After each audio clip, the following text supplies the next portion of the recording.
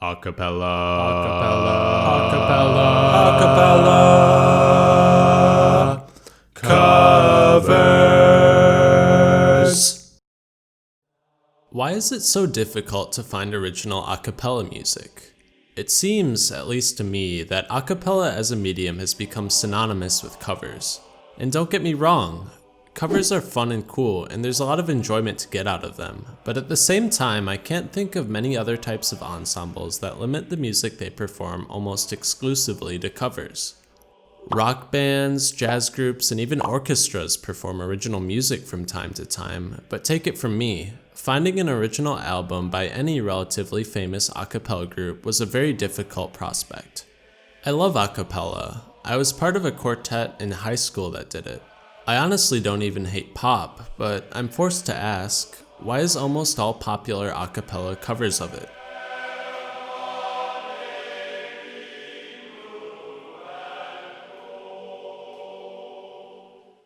Perhaps we might find our answer looking into the history of singing unaccompanied. A cappella is pretty much as old as singing is. There isn't a concise way for me to cover the styles performed without instruments across all cultures, so I'm just going to track the history of a cappella choirs. The modern iteration, like many other controversial topics, began in the church. A cappella literally means in the manner of the chapel in Italian. The early worship music of Judaism and Christianity was sung a cappella, as were Gregorian chants. A cappella in the more modern sense began around the 15th century and into the Renaissance, with some secular styles even developing, like the madrigal. A cappella singing was common in Orthodox and in many types of Protestant churches at the time, with instruments like organs often being associated with Catholicism.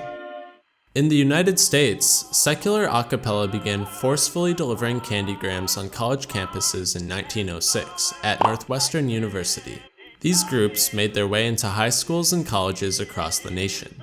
As styles like barbershop and doo-wop emerged in the 1940s among African American barbers and urban youth respectively, they were also performed a cappella.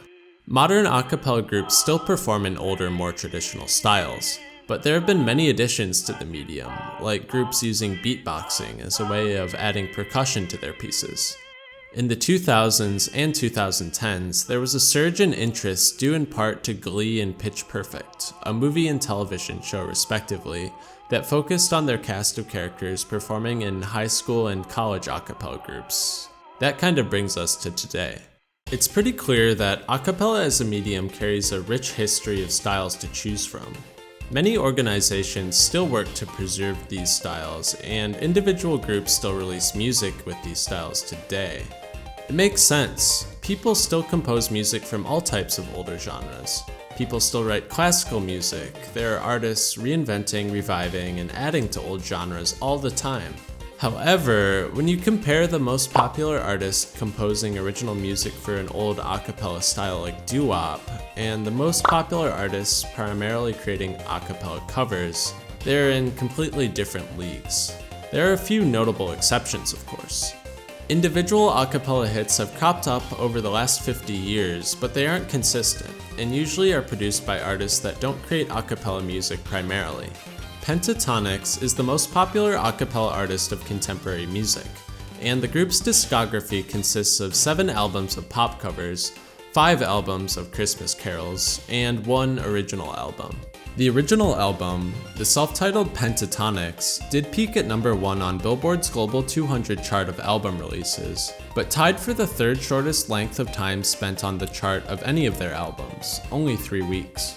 The biggest hit off of the album, Can't Sleep Love, spent just 1 week on the Billboard Hot 100 and position 99 before dropping off, and the YouTube music video of it performed decently, but not as well as many of their other viral covers that helped the group win fame initially.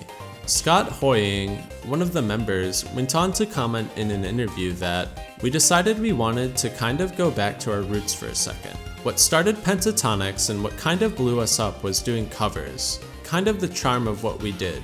Then we kind of graduated into originals, which was great, but we felt like we, in some ways, had lost the original charm of Pentatonix." It makes sense. Releasing music that appeals to your fan base is generally a smart business decision, and probably feels more gratifying, with the added perk of covers being quicker and easier to produce than originals. Pentatonix got their start doing music on YouTube, and covers remain a big source of content on the site. One order of subscriber magnitude away from Pentatonix, there's Smooth McGroove, who arranges and performs covers of video game music. Channels like Pentatonix and Smooth McGroove showcase how covers take advantage of YouTube as a platform, being very searchable and easy to consume.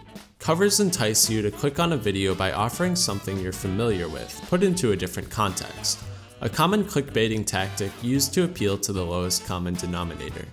The easily shareable nature of YouTube makes song covers a natural fit. Popular musicians are famous beyond the YouTube bubble, which can drive a huge number of searches from people looking up their favorite songs. But through the stylization of a cover, the artist is still able to build a recognizable brand. This ability to utilize popular music to fuel interest in the style is a holdover from Glee, which used a similar strategy, covering multiple famous songs from various eras in each episode. Glee albums of these covers sold quite well, demonstrating the niche and how it could be capitalized on. Acapella covers have the ability to replicate the style and feel of a song but with different instrumentation, as opposed to something like a metal or a punk cover, which seek to change not only the instrumentation, but also the core genre. This gives an artist covering a song the opportunity to decide how much they want to change, and how prominently they want to feature their group's twist. In the case of Pentatonix, the songs are carefully balanced to be similar enough to remain very recognizable, but different enough to showcase Pentatonix's vocal flair and skill. Smooth McGroove, on the other hand, opts to stick very closely to the source material, relying on the flavor and pleasing harmonies of vocal covers to make his videos appealing. Being able to construct and modify the style of acapella covers has given the genre quite a bit of staying power and flexibility, since it lets you create variation and interest from cover to cover. Additionally, artists like Pentatonix not only create renditions of single songs, but also release medleys. Though not everyone's cup of tea, medleys are often advantageous for two reasons. Like arranging covers, medleys offer a measure of creative control and freedom, but additionally let you choose which parts of the song you want to cover and how those pieces will transition and tie together. This is easy to botch, and sometimes requires quite a bit of ingenuity to make the transitions flow well. If a medley is well put together, it gives the listeners a taste of a wide smorgasbord of familiar hits, and isolates the best parts to feature. In a melody, you get all the good parts of the music, which is often the choruses, but they can also highlight anything. Good medleys are a musical combo video, hitting you with all the highest highs and shattering the disappointment of being done with a song you like with the of moving on to another banger.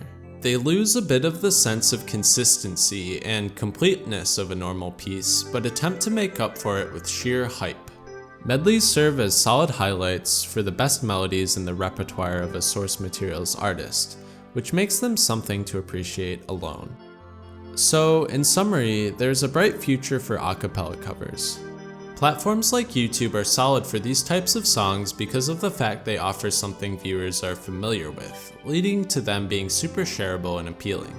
Acapella as a medium uniquely allows groups to cover things with as much authenticity to the source material as they wish to, and the ability to fill the vacuum with their own personal style. This means covers are not lacking in creative depth, but create a neat framework for creativity to flow from. Whether you like them or hate them, I don't think they're going anywhere anytime soon. It looks like I'm out of characters, so the time has come to say goodbye. Take care.